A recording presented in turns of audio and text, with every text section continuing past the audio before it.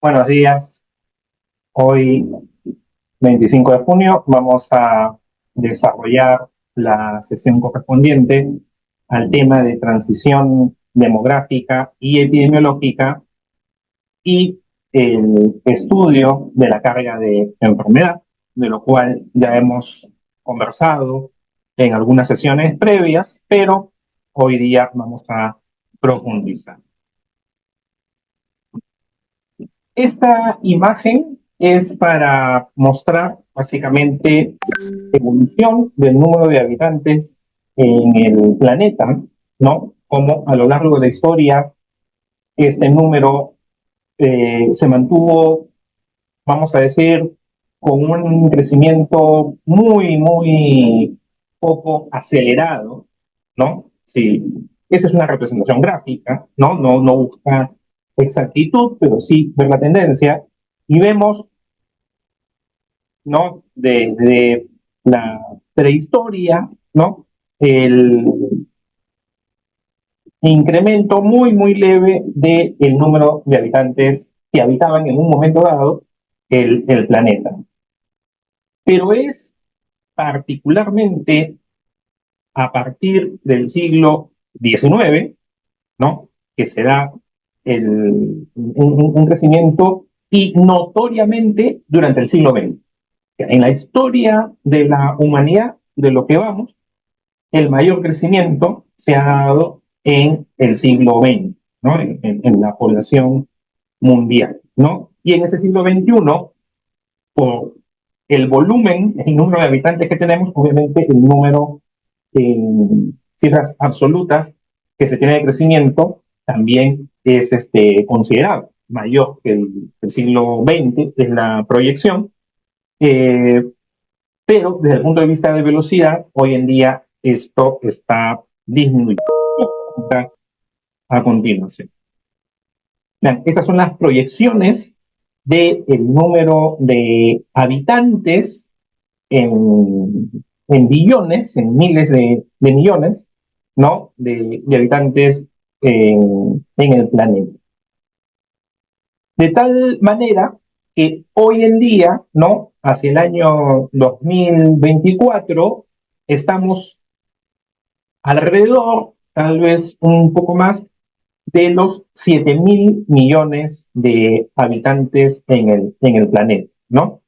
Y si vemos la pendiente, claramente durante el siglo XX, esta pendiente de crecimiento fue mayor, ya en este siglo empieza a disminuir y la proyección es que hacia la segunda mitad de este siglo ese crecimiento poblacional ya no sea tan acelerado.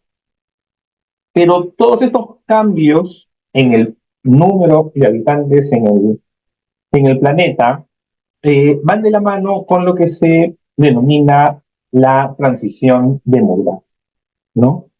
Ustedes en estadística, ¿no? Conversaron un poco sobre este modelo. Hay propuestas de 5 etapas y no de 4, como la que aquí se presenta, pero lo tradicional, ¿no? Ha sido representar la transición demográfica en estas 4 etapas, ¿no? Y para efectos del curso, la que vamos a seguir. La primera etapa denominada pretransicional, donde hay una alta fecundidad y también una alta mortalidad. Por lo tanto, si estos dos indicadores se mantienen elevados, finalmente la diferencia es mínima y por lo tanto el crecimiento poblacional también es bastante lento. Luego hay una segunda etapa que en diferentes países o áreas del mundo han ocurrido en momentos disímiles en la historia, que se conoce como el retroceso de las epidemias, ¿no? Donde primero lo que hay justamente es una disminución de la mortalidad, la natalidad se mantiene elevada y por lo tanto ese crecimiento natural que es la diferencia de la natalidad menos la mortalidad se ve mayor, ¿no? Luego hay una tercera etapa de disminución de la fecundidad y un incremento de las enfermedades degenerativas Y finalmente una etapa post-transicional donde hay un control de la fecundidad y la mortalidad. Por diferentes circunstancias, diferentes factores que no vamos a poder ahondar ni profundizar la sesión. Pero bueno, esta es en el modelo de transición. Ojo, no es de que todos los países van a seguir exactamente este modelo. Este modelo corresponde sobre todo a los países denominados de Occidente, ¿no? Europa, Estados Unidos. Entonces, esta transición demográfica, ¿no? Diversos investigadores han propuesto eh, cuáles serían los motores, los factores que llevan a este cambio. Entonces, a lo largo de la historia, el mundo ha sido básicamente agropecuario, ha sido un mundo rural. ¿Ya? Hoy en día, en nuestros esquemas, eso no nos entra en lo que vemos a nuestro alrededor. Pero hasta el siglo XX, ¿no? Incluso hoy día, 2024, hay ciertos países, ciertas áreas del planeta que mayoritariamente son rurales. Pero en el siglo XVIII, fines del XVIII y ya el siglo XIX claramente, en Europa, Estados Unidos, empieza este proceso acelerado de urbanización e industrialización, que, digamos, ya en el siglo XX lo hemos visto con mucho más énfasis, que hace que cambie el patrón, ¿no? De las familias. La crianza de los hijos se vuelve más onerosa, eso disuade a tener familias numerosas, mejoran también la urbanización, hace que mejore la sanidad, mejora también la tecnología sanitaria, ¿no? Vacunas, antibióticos, hidratación, por ejemplo, caso de neumonías, diarrea, que eran causas muy importantes de muerte en niños. Entonces, la supervivencia de los niños se incrementa, entonces eso llevaría a un aumento inclusive mucho mayor del tamaño de las familias, y entonces hay, y otros factores adicionales, una disminución en la fertilidad. Y estos cambios llevan a que la edad de las personas, o sea, la edad de las personas, el patrón de edad de las personas, cambia.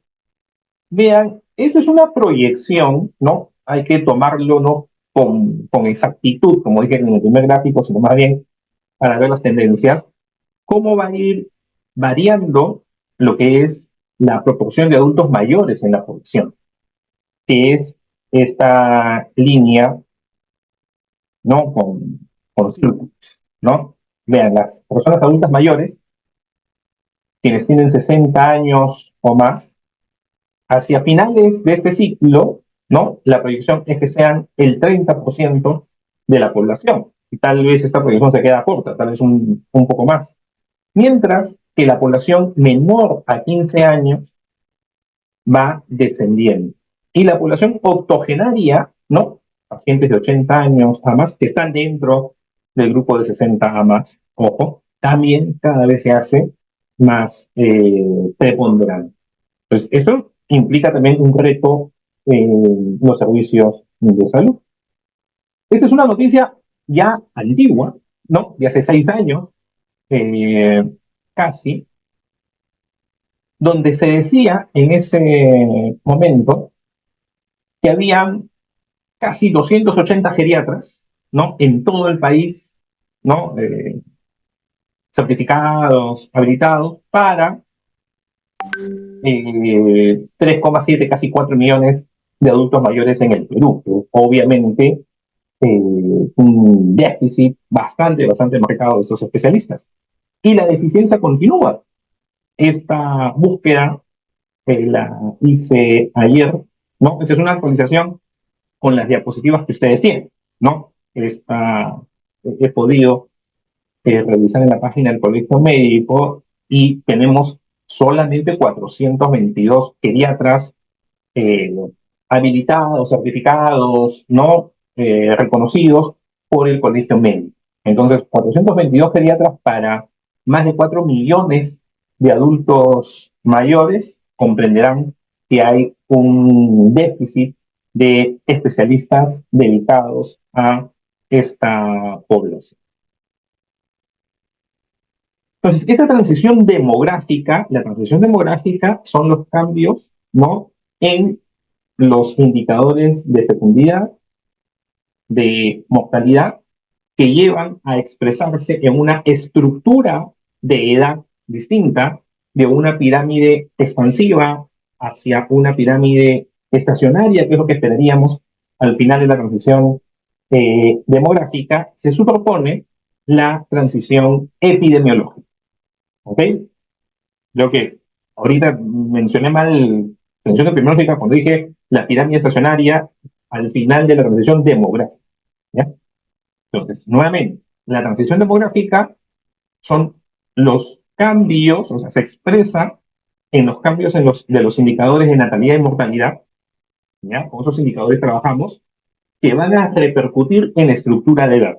Entonces, esa transición demográfica es un cambio de una pirámide de base ancha, de una pirámide expansiva, hacia una pirámide estacionaria, ¿no? Donde todos los grupos de edad son más o menos parejos, salvo ya los últimos grupos de edad, donde por inevitablemente la muerte va a disminuir. Entonces, a esa transición demográfica se superpone una transición epidemiológica. Eso es en el modelo clásico, donde se cambia el patrón también de las patologías. Al inicio, alta mortalidad, básicamente por enfermedades infecciosas.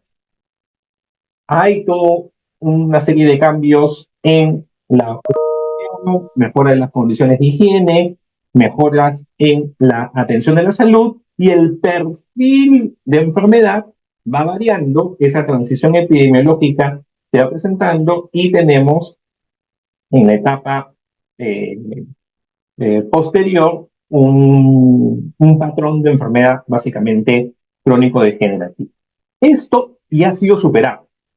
Lo estamos tratando ahorita porque es lo clásico y porque tienen que saber que eso se planteó en algún momento, hacia los años 70 del siglo pasado. La propuesta ya tiene más de 50 años, ¿ok? Y este investigador Omran es quien, digamos, lo postula, y básicamente, como he mencionado, la transición epidemiológica implicaba, ¿no? Y digo implicaba en pasado porque esto, reitero, ha sido, no se ha dado tal cual exactamente, un cambio en la presentación de las enfermedades en la población, de un predominio de enfermedades infecciosas hacia un predominio en enfermedades degenerativas. Pues claro, lo que hemos visto es que no han desaparecido las enfermedades infecciosas.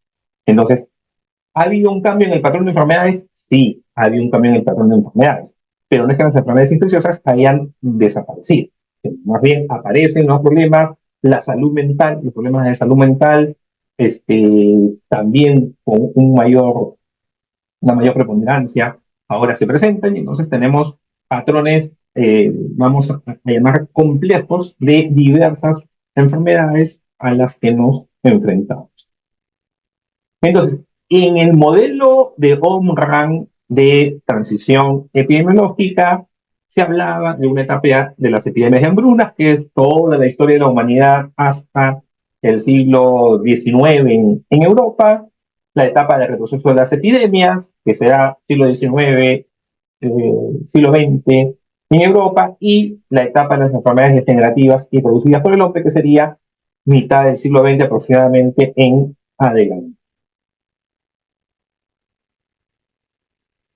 Y Omran además señalaba que teníamos un modelo clásico occidental, que era el de Europa, Estados Unidos, países que habían tenido esta transición epidemiológica de una forma muy acelerada, como Japón, y países que estaban transitando por esa transición, ¿no? Cuando se plantea esta, esta propuesta, por ejemplo, América Latina.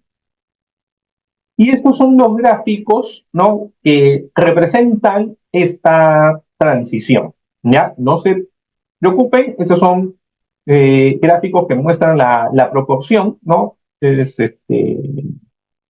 datos apilados y vemos en el caso de Inglaterra, Gales, ¿no? Como ejemplo del modelo occidental, ¿no? Que hacia mitad del siglo XIX, vean aquí abajo, 1860, más del 50% o casi el 50% de las muertes eran por enfermedades infecciosas, ¿no? Vean, tuberculosis, enfermedades infecciosas que pueden generar otras causas, diarrea. En menor proporción, enfermedades cardiovasculares, neoplasias, casi ni aparecían, y otras causas, ¿no? En la parte superior. Se retrocede inclusive a datos del siglo XVII, en Londres, ¿no? Esto es mitad del XIX, vean, hasta el siglo XVII, con las boletas de mortalidad que se recopilan en Inglaterra, ¿no? Desde hace siglos, y se veía que las enfermedades infecciosas, diarreas, eran más del 50%, las causas maternas, ¿no? Y mortalidad materno-perinatal, ¿no? Y enfermedades de corazón era una proporción muy pequeña. O sea, un perfil de enfermedad que luego transita, y vean, hacia mitad del siglo XX, enfermedad cardiovascular, cáncer y las enfermedades infecciosas en una proporción mucho menor. Hay que tener cuidado porque este análisis se está basando en mortalidad. Ojo, vean, acá no se está analizando las incidencias de las enfermedades. Entonces, claro, hace 200 años, 300 años, eh, la mortalidad, ¿no? Para algunas enfermedades con una alta letalidad representaba bien la presencia de enfermedades. Hoy en día, la mortalidad ya tiene limitaciones, que lo hemos conversado. Y esa es también una de las críticas a esta propuesta de Omran de la transición epidemiológica. En el diccionario de epidemiología, vean, en la entrada de la teoría de transición epidemiológica, eh, habla justamente de la mortalidad, ¿no? De estas tres etapas que hemos comentado, ¿no? De las epidemias y hambruna, retroceso de las epidemias, y la tercera, enfermedad generativa y producidas por el hombre. Y se pensaba, ¿no? Que en los países desarrollados las enfermedades no comunicables reemplazaban a las enfermedades infecciosas, etc., ¿no? Y hoy en día, ¿no? Lo que dice acá la entrada de diccionario de epidemiología, los países en desarrollo, los países con economías menos florecientes, enfrentan una carga múltiple, ¿no? De enfermedades tanto crónicas como enfermedades infecciosas, ¿no? Entonces, ya esta teoría planteada por Omran, reitero, hace 50 años, pues no explica la situación actual, ¿no? Y se han planteado diferentes críticas a esta propuesta, ¿no? Por ejemplo, como todo modelo en realidad, o sea, los modelos buscan darnos una mirada eh, comprensible de algo que es complejo. Entonces, los modelos simplifican la realidad, se critica que el postulado de Omra no profundiza en estos contextos sociales, culturales, históricos. También la delimitación ambigua de las etapas, y eso siempre va a suceder cuando vemos patrones históricos, ¿no? Eh, la, la, a ver, no quiero salirme del tema, ¿no? Pero la propia independencia del Perú, cuando finalmente fuimos independientes, ¿no? Hay algunos que dicen, hasta se atreven a decir que nunca dejamos de ser dependientes, ¿no? Entonces, bueno, ya no voy a entrar en esas discusiones, pero cierto, delimitar las etapas puede ser complicado.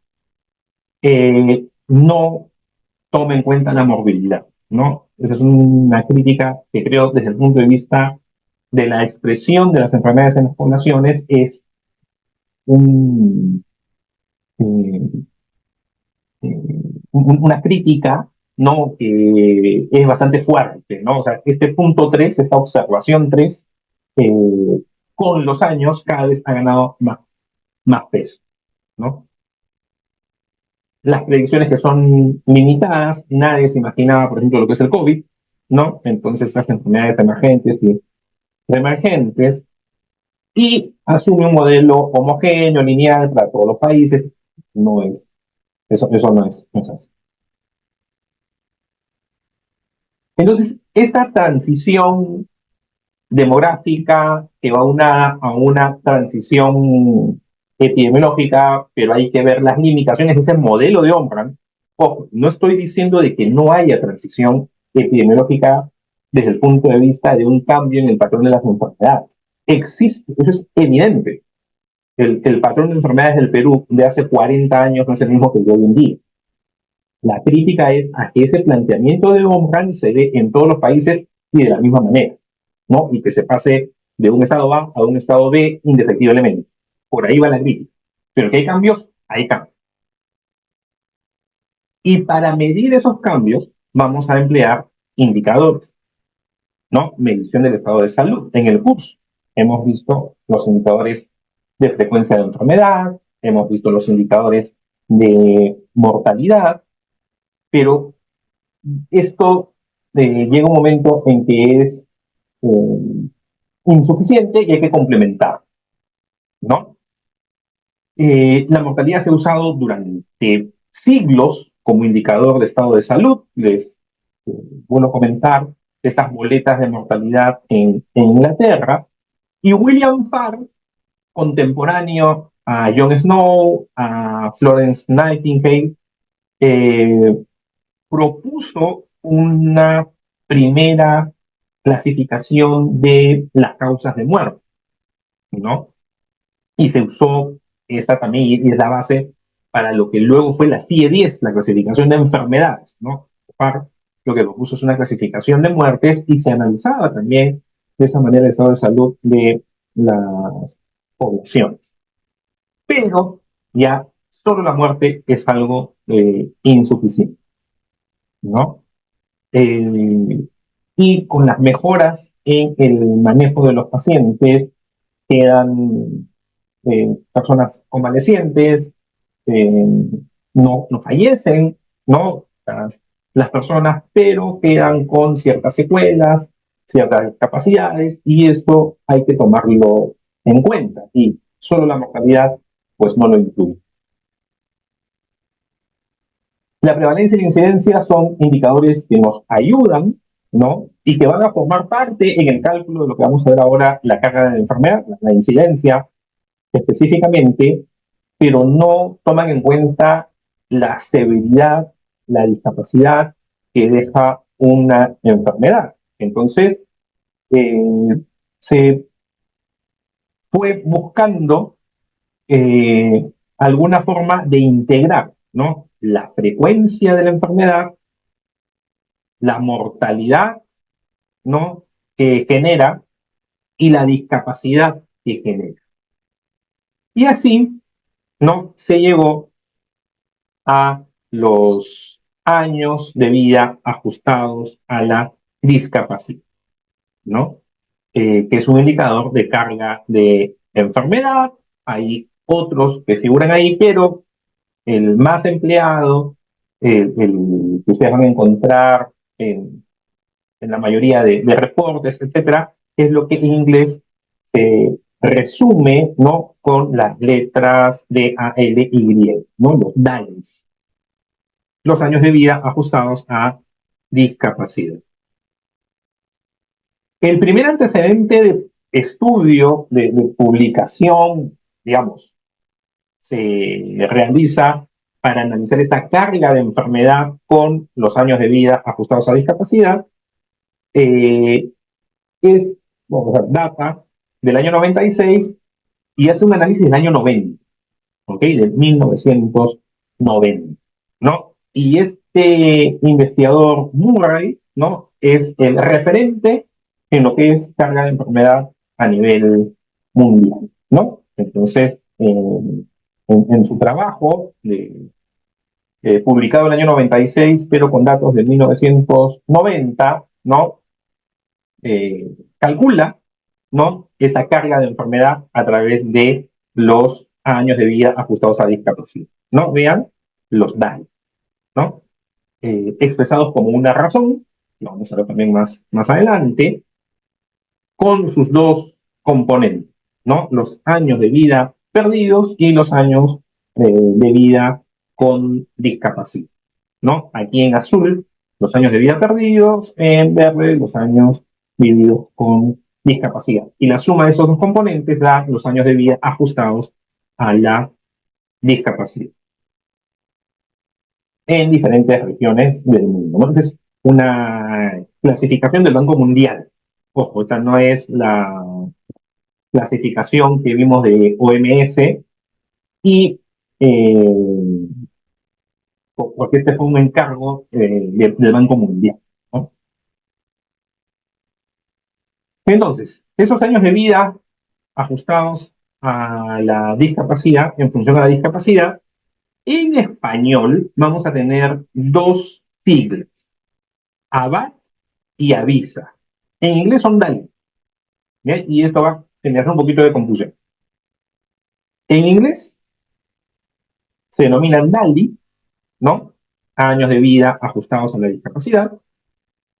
En español se van a, no sé si el término es traducir, pero se van a plantear como años de vida ajustados en función de la discapacidad ABA y también como años de vida saludables perdidos que se simplifican como AVISA. Entonces, ABAT y AVISA son sinónimos, es lo mismo, ¿ya? Si ustedes leen un artículo ABAT, leen un artículo AVISA, es exactamente lo mismo. Y estos años de vida ajustados por la discapacidad, en función de la discapacidad, tiene dos grandes componentes: los años de vida perdidos por muerte prematura y los años de vida vividos con discapacidad. La suma de esos dos componentes da los años de vida ajustados en función a la discapacidad.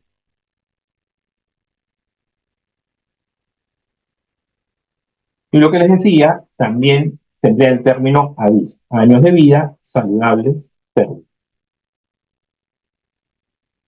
Entonces, los ABAT, los avisa, tiene dos componentes. Por un lado, la muerte prematura, los años de vida perdidos, ¿no? En inglés, YLL, Years of Life Lost.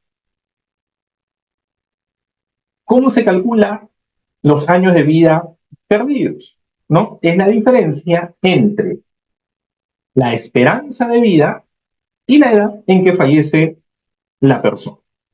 ¿Ok?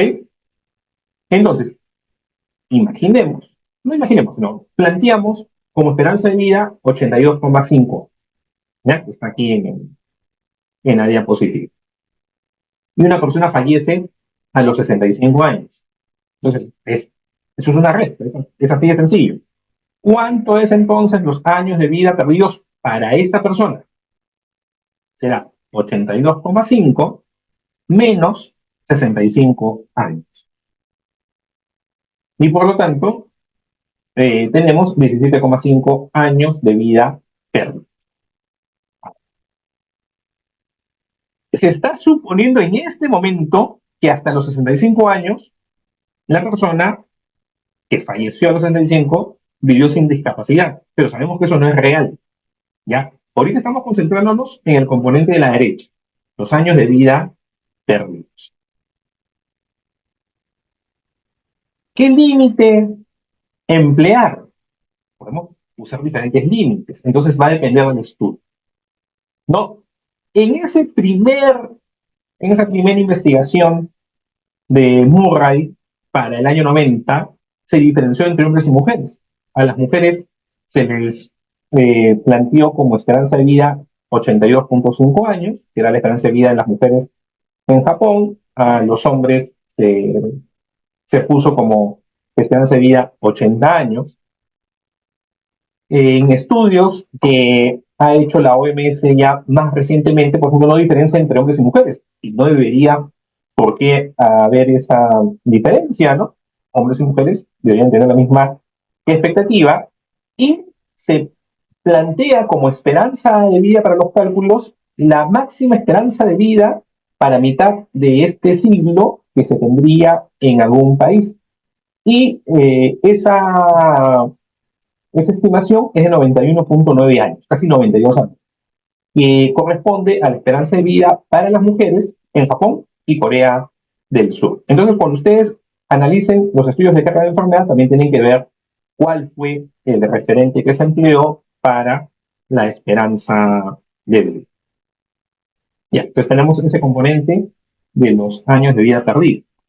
Pero una persona, desde que nace hasta que fallece, puede haber tenido, no puede, todos vamos a padecer de alguna u otra enfermedad, y estos padecimientos nos van a generar cierta discapacidad. Entonces, en el cuadro que estamos viendo en la parte inferior, vean que el eje de las ordenadas lo que representa es el nivel de discapacidad, donde 0 es la salud plena, nada de discapacidad, y el 100 sería la muerte, ¿no? El fallecimiento. Entonces, imaginemos que esta persona que estamos poniendo de modelo, a los 45 años empieza una enfermedad. Y esta enfermedad va progresando hasta que a los 65 años fallece, ¿no? Y es por eso que llega hasta el 100. Entonces, los años de vida, ¿no? Vividos con discapacidad, los ABD, va a ser esta zona que está en un azul más tenue. Y para hallar los ABA, perdón que regrese, en una diapositiva siguiente va a ser la suma de todo. ¿Ok? Entonces, estos años de vida con discapacidad, ¿no? Es el componente más difícil de calcular. Y se requiere un conocimiento de la historia natural de la enfermedad. Claro. Y vean los criterios que debemos hacer. Ojo, los estudios de carga de enfermedad no se hacen de persona a persona. Se hacen con los promedios para una población, en función a, ¿no? O sea, tomando en cuenta en el componente de discapacidad que todo efecto, o sea, toda enfermedad, toda patología, todo problema de salud que representa una pérdida de bienestar debería estar considerada. Para simplificar, esto se reduce a edad y sexo, las fechas individuales a tomar en cuenta, pero ojo, ahí se está perdiendo mucha información.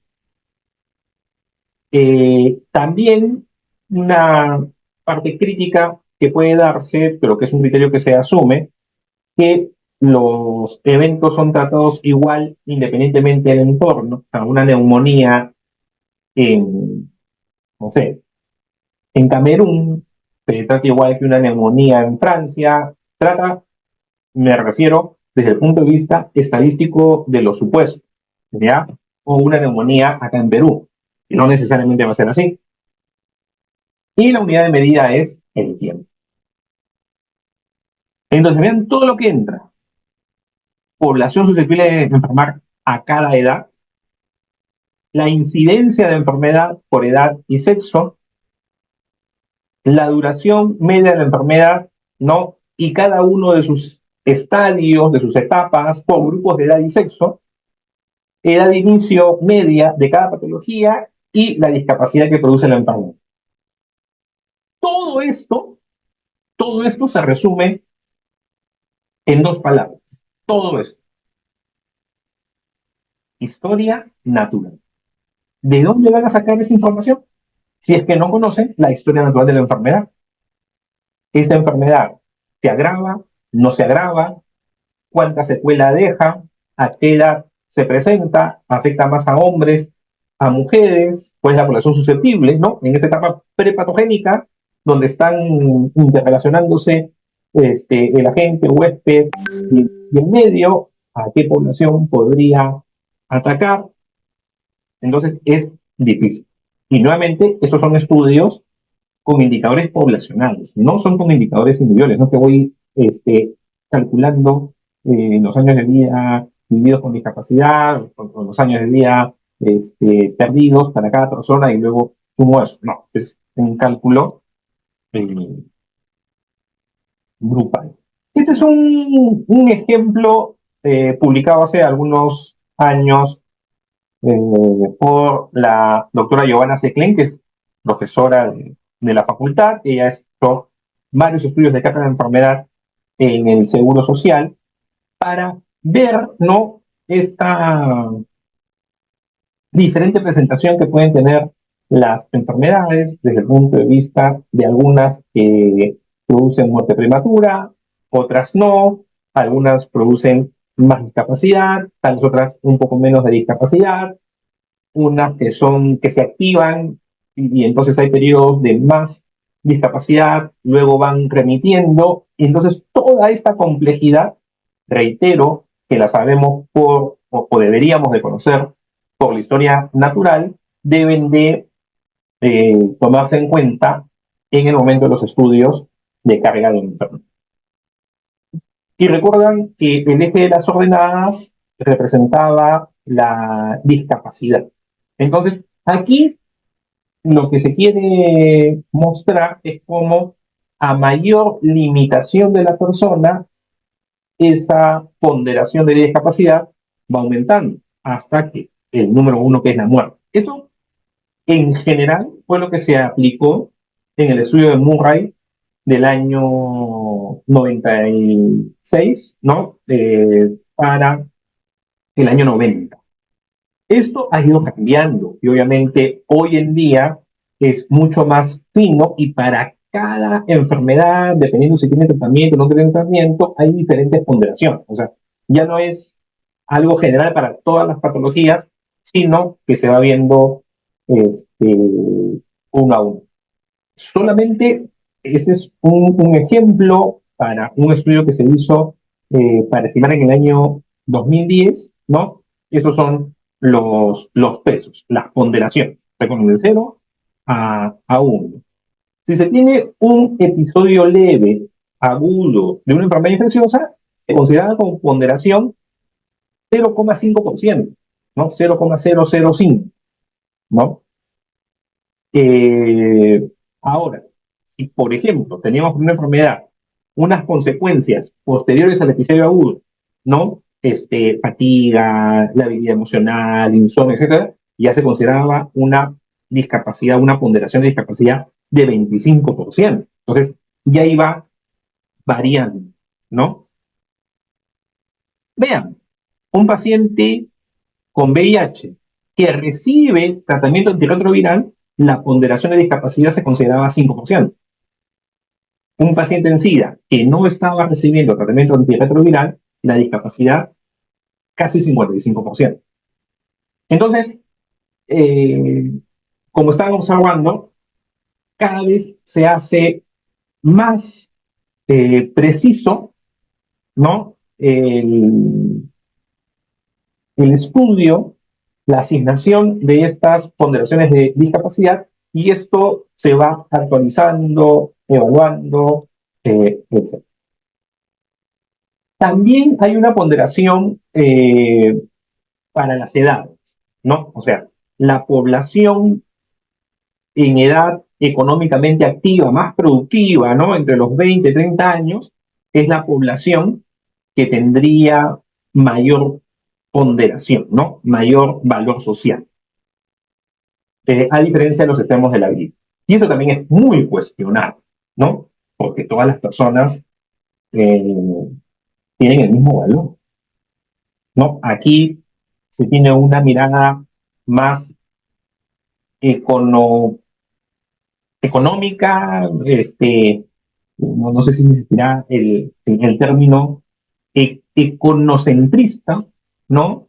Pensando en lo que es solamente la productividad pensada como trabajo, ¿no? Pero en realidad todas las personas tienen una dignidad y un valor. Entonces también es una crítica que se hace a estos estudios.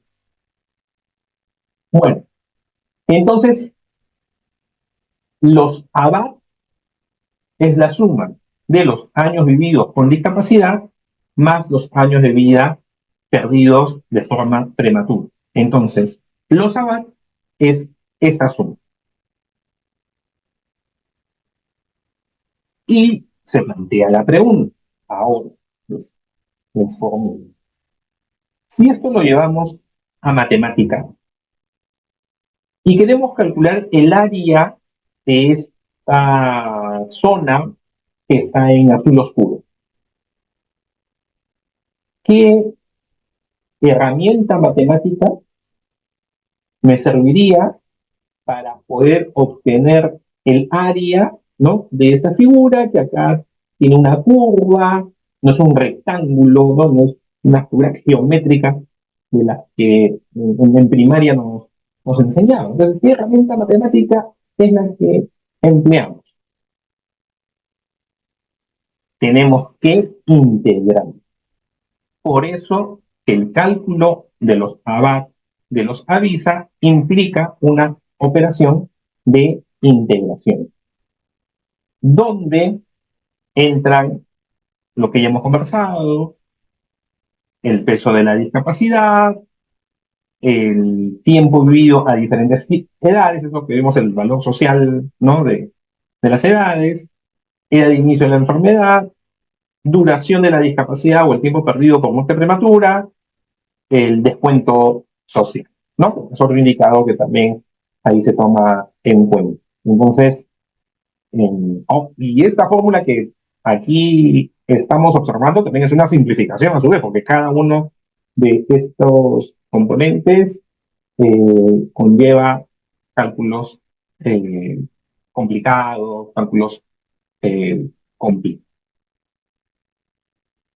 Ya para ir terminando la, este, este video, la presentación de la carga de enfermedad del indicador de carga de enfermedad que son los ABAT, los AVISA, se pueden expresar en números absolutos o como una razón, como lo hizo Murray en su reporte de los datos del año 90 que se publicaron en 96. Y ese es el último estudio que se tiene de carga de enfermedad en el Perú, ¿no?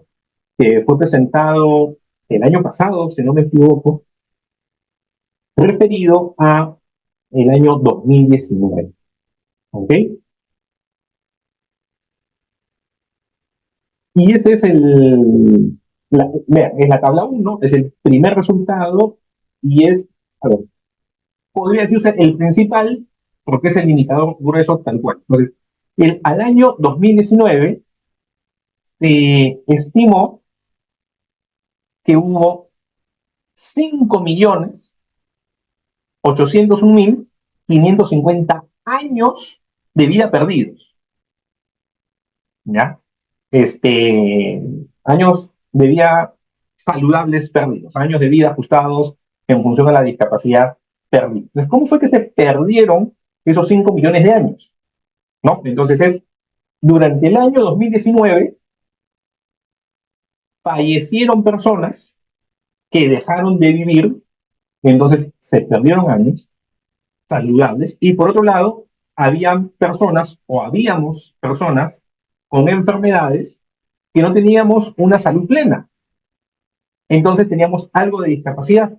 Entonces perdíamos años saludables durante el 2019. ¿Ya? Ese es el valor, es un tiempo. ¿Ya? Esa es la unidad, tiempo, años. Ahora, si dividimos esos 5.801.550 años entre los 30 millones de habitantes, ¿no? Aquí haciendo el cálculo muy grueso, ¿no? Se tiene una razón, que acá está expresada por 1.000 habitantes. Entonces, por cada 1.000 habitantes, ¿cuántos años de vida saludable perdidos se perdieron? 180.6. ¿Y quién perdió más años de vida saludables? ¿Los hombres o las mujeres? Bueno, eso lo vamos a ver ahorita. Ay, perdón. Y de este componente, el componente principal es discapacidad y el segundo componente, muerte prematura. Y aquí está.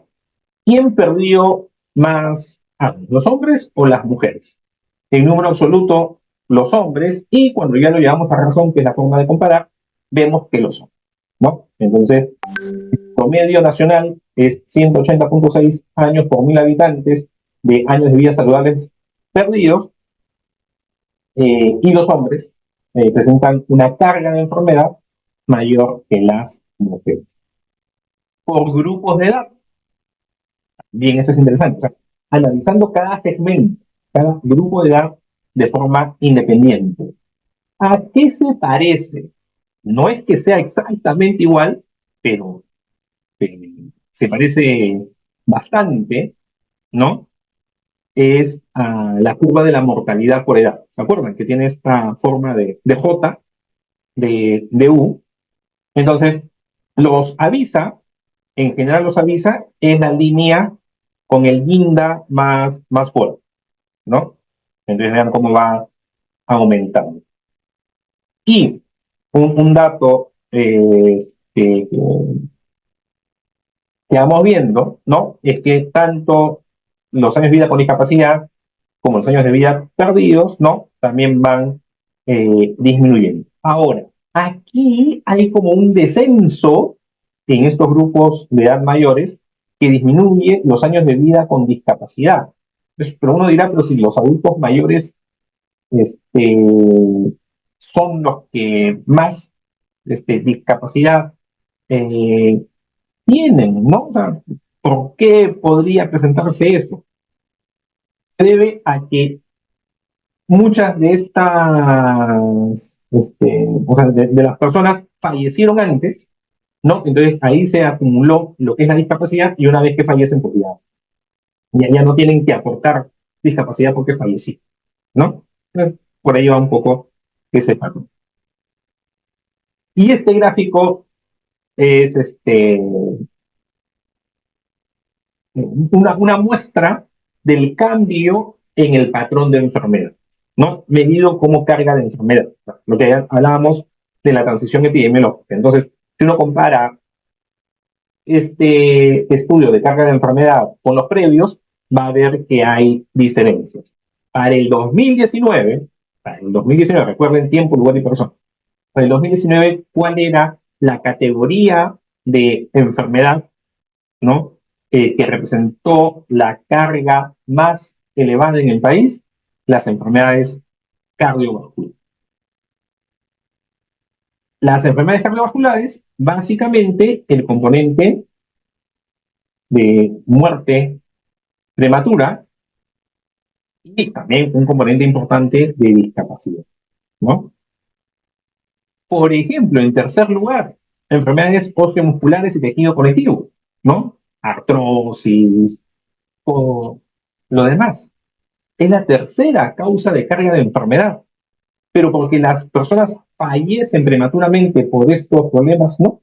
Vean el componente en azul pequeño. ¿Cuál es el principal componente de carga de enfermedad de las enfermedades osteomusculares? La discapacidad verde. Y en el cuarto lugar, tumores malignos.